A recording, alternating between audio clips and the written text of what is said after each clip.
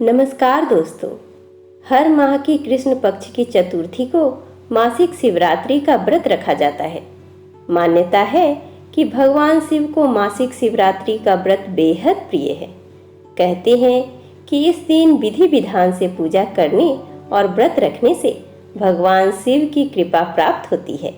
इस दिन भगवान शिव और माता पार्वती की पूजा की जाती है। भगवान शिव के आशीर्वाद से जीवन में आरोग्य, धन, दौलत, सुख आदि की प्राप्ति होती है। इस बार मासिक शिवरात्रि 29 अप्रैल यानी कि शुक्रवार के दिन पड़ रही है। तो आइए दोस्तों, आज के वीडियो में हम मासिक शिवरात्रि व्रत कथा, साथ ही साथ वैशाख मास की तिथि, पूजन मुहूर्त और महत्व के बारे में जानते हैं। तो चलिए सबसे पहले हम मासिक शिवरात्रि तिथि और पूजन मुहूर्त देखते हैं। वैशाख मास के कृष्ण पक्ष की चतुर्थी तिथि 28 अप्रैल दिन गुरुवार को देर रात 12:26 पर आरंभ हो रही है। 29 अप्रैल को देर रात 12:57 पर चतुर्थी तिथि का समापन होगा। उदया तिथि के आधार पर मासिक शिवरात्रि व्रत 29 अप्रैल दिन शुक्रवार को रखा जाएगा।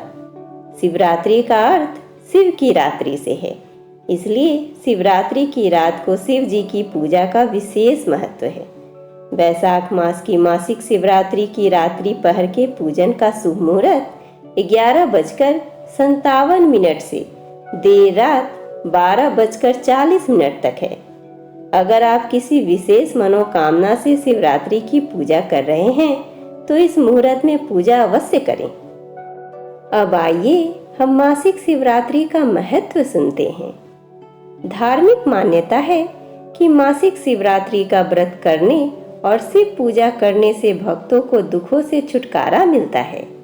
कहते हैं कि भगवान शिव की कृपा से व्यक्ति निरोगी रहता है। भगवान शिव अपने भक्तों को सुख, संपत्ति, संतान, आरोग्य, साहस सब कुछ प्रदान करते हैं। कहते हैं कि भोलेनाथ बहुत ही कृपालु और दयालु देव हैं। वे तो एक लोटे जल से भी प्रसन्न हो जाते हैं। इसलिए भगवान शिव का आशीर्वाद पाने के लिए नियमित रूप से शिवलिंग पर जल अर्पित करें। मान्यताओं के अनुसार जो कोई व्यक्ति भगवान शिव जी की पूजा अर्चना करता है तथा उनको प्रसन्न करने के लिए व्रत रखता है तो भोलेनाथ भगवान उसकी सभी मनोकामनाएं पूर्ण करते हैं। शिव पुराण के अनुसार मासिक शिवरात्रि का व्रत रखने वाले स्त्री व पुरुष को मनचाहा वरदान मिलता है। कहा जाता है मासिक शिवरात्रि का व्रत भगवान भोलेनाथ को अति प्रिय है। अब हम मासिक शिवरात्रि की पूजा विधि सुनते हैं। पौराणिक मान्यताओं के अनुसार मासिक शिवरात्रि वाले दिन भगवान शिव जी की पूजा अर्धरात्रि के समय की जाती है, क्योंकि ऐसा पुराणों व शास्त्रों में लिखा गया है। इस दिन प्रातः जल्दी उठकर स्नान आदि से मुक्त होकर भगवान सत्यनारायण को पानी चढ़ाकर पीपल व तुलसी के पेड़ में पानी चढ़ाएं। रात्रि के समय भगवान भोलेनाथ की मूर्ति अर्थात शिवलिंग को दूध, पानी व गंगा जल से स्नान आदि कराएं। जिसके बाद भगवान का रौली मौली, दूध, दही, घी, बिलपत्र, धतुरा, सृजन के पुष्प, फल, पुष्प आदि से भगवान भोलेनाथ का अभिषेक करें। जिसके बाद भगवान के भजनों को गुणगान करें और आरती करें। इसके बाद भगवान शिव जी को भोग लगाकर वितरण करें। दूसरे दिन मासिक शिवरात्रि के व्रत का पारण करें। पूजा करते समय भगवान शिव जी के महामंत्र ओम नमः शिवाय का उच्चारण करें। अब हम मासिक शिवरात्रि व्रत कथा सुनेंगे। प्राचीन समय की बात है, एक चित्रभानु नामक शिकारी था। वह शिकार करके उसे बेचता और अपने परिवार का पेट भरता। वह उसी नगर के एक साहूकार का कर्जदार था और आर्थिक तंगी के कारण समय पर उसका ऋण नहीं चुका पा रहा था, जिससे साहूकार को गुस्सा आ गया और शिकारी चित्रभानु को शिव मठ में बंदी बना लिया। संयोगवश उसी दिन मासिक शिवरात्रि थी। जिस कारण शिव मंदिर में भजन व कीर्तन हो रहे थे और वह बंदी शिकारी चित्रभानु पूरी रात भगवान शिव जी के भजनों व कथा का आनंद लिया। सुबह होते ही साहूकार ने उसे अपने पास बुलाया और ऋण चुकाने के लिए कहा। शिकारी चित्रभानु ने कहा, हे सेठ जी, मैं कल तक आपका ऋण चुका दूंगा। उसका यह वचन सुनकर सेठ जी ने उसे छोड़ दिया। इसके बाद शिकारी शिकार के लिए जंगल में चला गया, किंतु पूरी रात बंदी गृह में भूखा व प्यासा होने के कारण वह थक गया और व्याकुल हो गया और इसी प्रकार वह शिकार की खोज में बहुत दूर आ चुका था और सूर्यास्त होने लगा तो उसने सोचा आज तो रात जंगल में ही बितानी पड़ेगी। ऊपर से कोई शिकार भी नहीं कर पाया जिसे बेचकर सेठ जी का ऋण चुका पाता। यह सोचकर वह एक तालाब के पास पहुंच गया और भरपेट पानी पिया। इसके बाद वह बेल के पेड़ पर चढ़ गया जो कि उसी तालाब के किनारे था। उसी बेलपत्र के पेड़ के नीचे शिवलिंग की स्थापना हो रही थी, किंतु वह पूरी तरह बेल के पत्ते से ढका होने के कारण उस शिकारी को दिखाई नहीं दिया। शिकारी चित्रभानु पेड़ पर बैठने के लिए बेल की टहनियों व पत्ते को तोड़कर नीचे गिराया। संयोगवश वे सभी टहनियां व पत्ते भगवान शिवलिंग के ऊपर गिरा और शिकारी चित्रभानु रात्रि से लेकर पूरे दिन भर का भूखा प्यासा था और इसी प्रकार उसका मासिक शिवरात्रि का व्रत हो गया। कुछ समय बाद उस तालाब पर पानी पीने के लिए एक गर्भवती हिरनी आई और पानी पीने लगी। हिरनी को देखकर शिकारी चित्रभानु ने अपने धनुष पर तीर चढ़ा लिए और छोड़ने लगा तो गर्भवती हिरनी बोली, तुम धनुष तीर मत चलाओ क्योंकि इस समय मैं गर्भवती हूँ और तुम एक साथ दो जीवों की हत्या नहीं कर सकते, परंतु मैं जल्दी ही प्रसव करूंगी जिसके बाद मैं तुम्हारे पास आ जाऊंगी, तब तुम मेरा शिकार कर लेना। उस हिरनी की बात सुनकर चित्रभानु ने अपने धनुष को ढीला कर लिया। इतने में वह हिरनी झाड़ियों में लुप्त हो गई।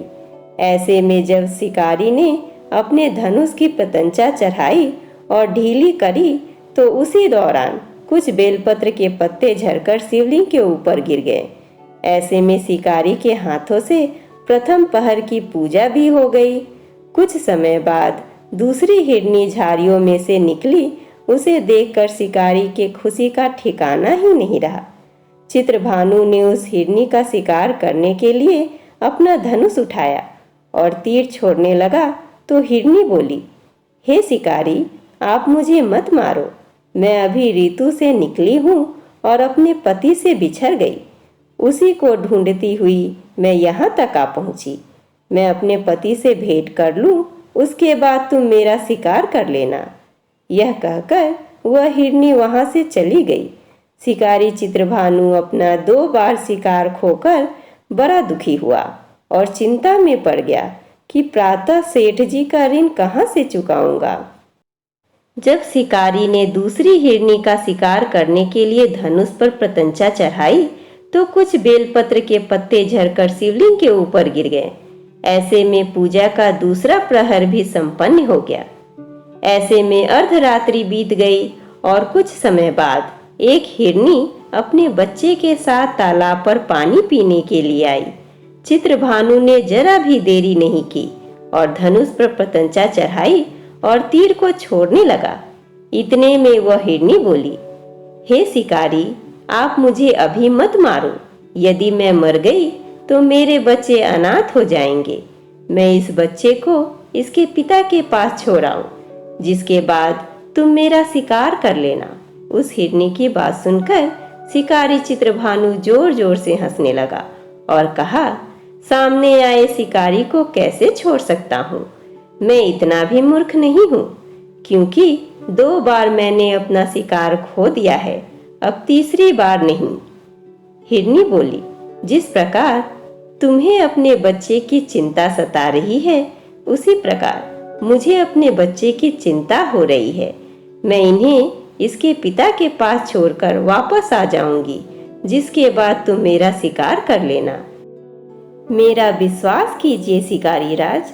हिरनी की बात सुनकर शिकारी को दया आ गई और उसे जाने दिया। ऐसे में शिकारी के हाथों से तीसरे प्रहर की पूजा भी हो गई। कुछ समय बाद एक मृग वहां पर आया। उसे देखकर चित्रभानु ने अपना तीर धनुष उठाया और उसके शिकार के लिए छोड़ने लगा। तो वह मृग बड़ी नम्रता पूर्वक बोला, हे शिकारी, यदि तुमने मेरे तीनों पत्नियों और छोटे बच्चे को मार दिया तो मुझे भी मार दो, क्योंकि उसके बिना मेरा इस दुनिया में कोई नहीं है। यदि तुमने उनको नहीं मारा है तो जाने दो, क्योंकि मैं उन तीनों हिरनियों का पति हूँ और वो मेरी ही तलाश कर रही हैं। यदि मैं उन्हें नहीं मिला तो वो सभी मर जाएंगे। मैं उन सभी से मिलने के बाद तुम्हारे पास आ जाऊंगा, जिसके बाद तुम मेरा शिकार कर सकते हो। उस मृग की बात सुनकर शिकारी को पूरी रात का घटना चक्र समझ आ गया और उसने पूरी बात उस मृग को बता दी। मेरी तीनों पत्नियां जिस प्रकार प्रण करके गई हैं, उसी प्रकार वो वापस आ जाएंगी, क्योंकि वो तीनों अपने वचन की पक्की हैं। और यदि मेरी मृत्यु हो गई तो वो तीनों अपने धर्म का पालन नहीं करेगी। मैं अपने पूरे परिवार के साथ शीघ्र ही तुम्हारे सामने आ जाऊंगा। कृपा करके अभी मुझे जाने दो। शिकारी चित्रभानु ने उस मृग को भी जाने दिया और इस प्रकार अनजाने में उस शिकारी से भगवान शिव जी की पूजा संपन्न हो गई। जिसके बाद शिकारी का हृदय बदल गया और उसके मन में भक्ति की भावना उत्पन्न हो गई। कुछ समय बाद मृग अपने पूरे परिवार अर्थात तीनों हिरनी व बच्चे के साथ उस शिकारी के पास आ गया और कहा कि हम अपनी प्रतिज्ञा अनुसार यहाँ आ गए, अब आप हमारा शिकार कर सकते हैं। शिकारी चित्रभानु जंगल के पशुओं की सच्ची भावना को देखकर उसका हृदय पूरी तरह पिघल गया और उसी दिन से उसने शिकार करना छोड़ दिया।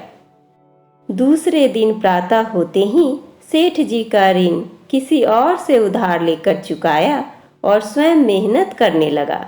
इसी प्रकार उसने अपने जीवन को अनमोल बनाया। जब शिकारी चित्रभानु की मृत्यु हुई तो उसे यमदूत लेने आए, किंतु शिवदूतों ने उन्हें भगा दिया और उसे शिवलोक ले गए। इसी प्रकार उसे मोक्ष की प्राप्ति हुई। इस तरह से दोस्तों, हम शिव की आराधना करते हैं तो हमें मोक्ष की प्राप्ति होती है और शिव जी की कृपा सदा हमारे ऊपर बनी रहती है।